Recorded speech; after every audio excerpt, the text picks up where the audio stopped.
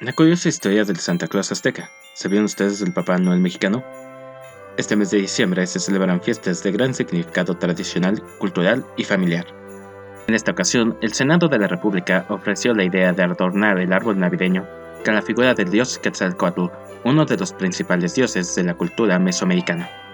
Esto fue en conmemoración a los 500 años desde la caída de Tenochtitlan, que cayó en 1521.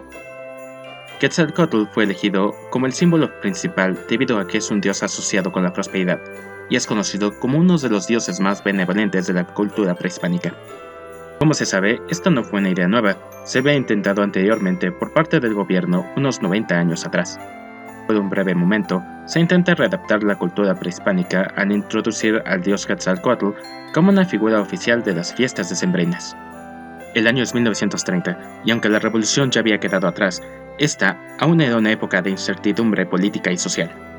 Durante el nuevo mandato del presidente en turno Pascual Ortiz Rubio, se decide que sería mejor difundir para las fiestas decembrinas un personaje nacional que ayudara a levantar los ánimos del pueblo mexicano.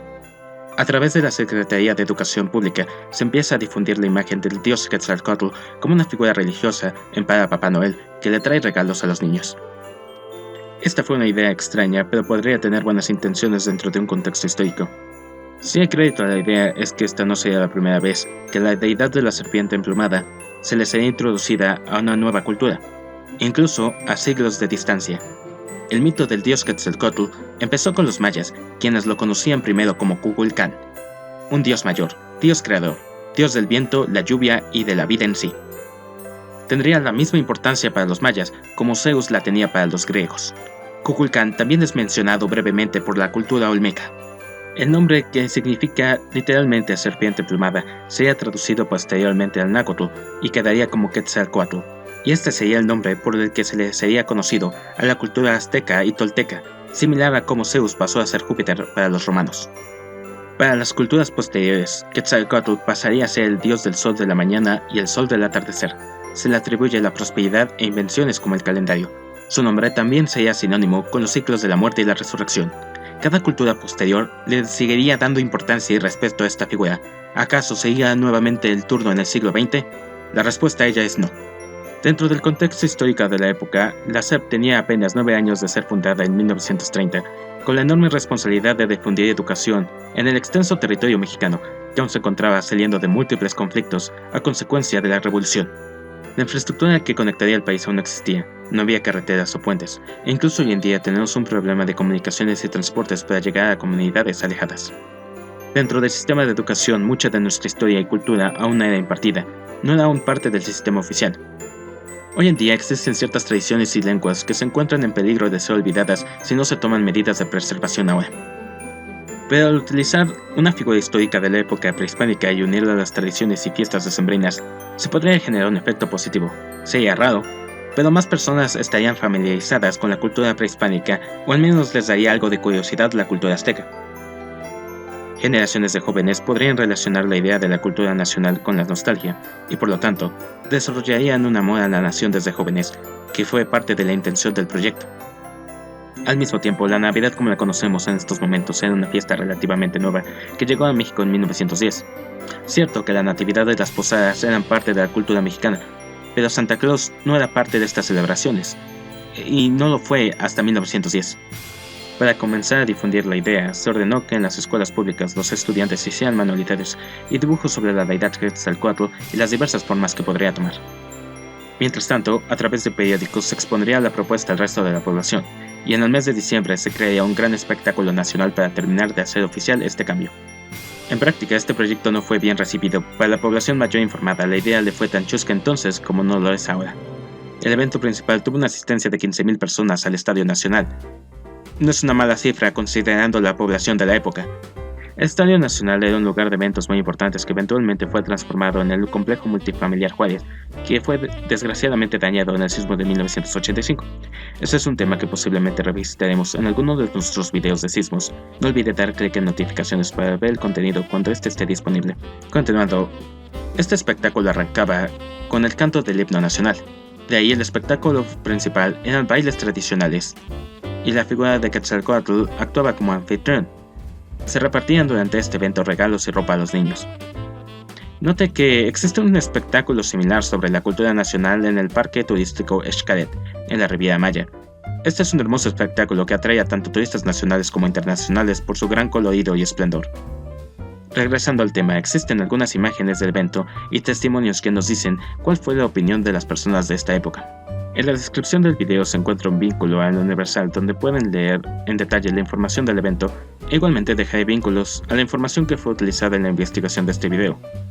El artículo del Universal es verdaderamente entretenido debido a las opiniones de la época, así como testimonios, imágenes de periódicos.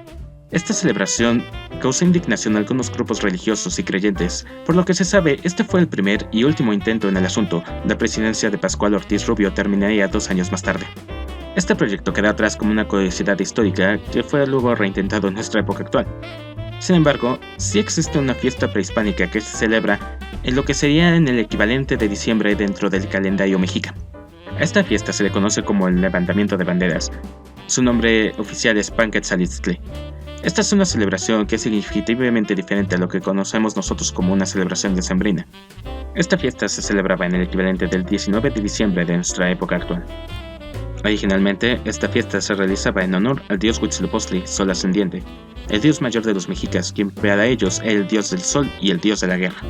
Durante esta tradición se narra la historia del dios Huitzilopochtli y su ascenso, en el cual trae el nuevo sol, y derrota a su hermana luna Coyolxauhqui. La historia del ascenso de Huitzilopochtli tiene muchos personajes y eventos. Si están interesados dentro de esta historia, dejaré un vínculo a la descripción que lleva a un estudio en el cual existen también varias interpretaciones sobre este evento. En cuanto a la celebración, esta arranca con algo muy similar al maratón griego, con una carrera en pie en la cual el corredor más rápido carga una estatua de amaranto del dios Huitzilopochtli y una bandera, Pantli, de color azul en la frente. La carrera comenzaba en Tecali y terminaba en el templo en Coyoacán. Como parte de la celebración habrían danzas tradicionales, aunque también habría sacrificios de cautivos en formas que a veces incluían el juego de pelota. Esto sería muy similar a la tradición del circo romano, en el cual los enemigos derrotados eran usados para el entretenimiento del pueblo. Al finalizarse la celebración se comía una figura de maíz tostado. Esta era elaborada a partir de la masa del maíz azul, y se le agregaba como endulzante la miel del maguey. Incluso después de la época prehispánica, a esta celebración se le continuaría dando importancia incluso dentro de la época de la colonia. Es aquí cuando grupos religiosos de la nueva fe cristiana se percataron que había ciertas semejanzas que les serían importantes para difundir su propia fe, que fue una gran fortuna, o al menos una gran coincidencia, que las fechas de Panquetzaliztli y la Navidad coincidían tan cercanamente.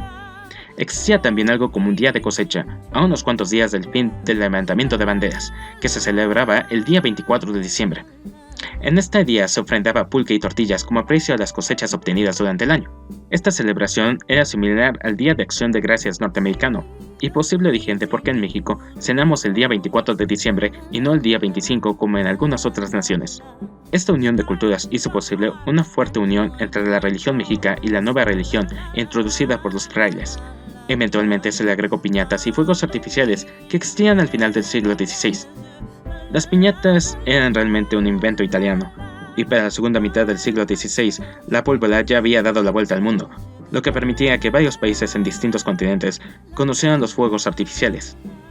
Conforme la religión del viejo continente fue permeando el territorio mexicano, la tradición de Panquetzaliztli quedaría atrás. Sin embargo, no todas las partes de esta celebración fueron perdidas. Existe una parte de esta celebración que sigue estando vigente hoy en día.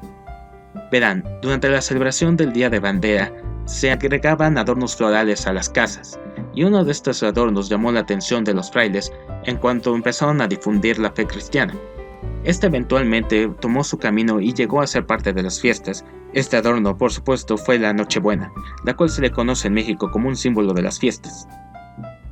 Eventualmente, la Nochebuena se exportada y era el símbolo de Navidad no solamente en México, sino para el resto del mundo. Existe un artículo muy interesante que narra los detalles de los adornos utilizados en las celebraciones en la época de la colonia. Desafortunadamente, el blog que primeramente hizo esta investigación desapareció, por lo que solo queda un espejo en inglés con partes de esta información. En la descripción de este video dejaré un vínculo a esta investigación si quieren leerlo por su cuenta. Así que así fue, se trató de reinventar a una deidad de la religión mexica en una figura nacional. Aunque el lazo entre la religión mexica y el cristianismo ya se encontraba unida desde mucho antes. En la actualidad, esta posiblemente sea la última vez que veamos a la figura de Quetzalcóatl en el árbol de Navidad, debido a que la razón fue el aniversario de la caída de Tenochtitlan, por lo que muy posiblemente quieran visitar el lugar para tomar algunas fotos para la historia. Así llegamos al fin de este video. Si les pareció interesante, por favor déjenos un comentario. También díganos si desea ver contenido similar en el futuro. Como parte de nuestra misión tendremos contenido educativo a todo público, junto con nuestro contenido habitual sobre estructuras y sismos.